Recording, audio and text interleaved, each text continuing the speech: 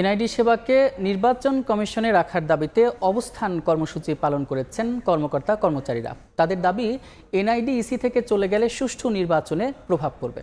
চূড়ান্ত সিদ্ধান্ত না হলেও এনআইডি নিয়ে আলাদা কমিশন না করার আহ্বান জানান তারা। পরে সিইসি জানায়, এনআইডি নির্বাচন কমিশনে রাখার বিষয়ে পুরো কমিশন একমত।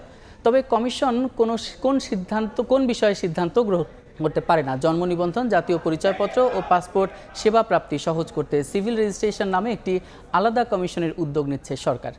ইসির সঙ্গে আলোচনা না করে এনআইডি নিয়ে সরকার কোনো সিদ্ধান্ত নেবে না বলে আশাবাদ জানান সিইসি। এনআইডি সেবা ইসিতে রাখতে সব ধরনের পদক্ষেপ নেওয়া হবে বলেও জানান তিনি। পরে কার্যালয়ের সামনে অবস্থান কর্মসূচি প্রত্যাহার করেন কর্মকর্তা কর্মচারীরা।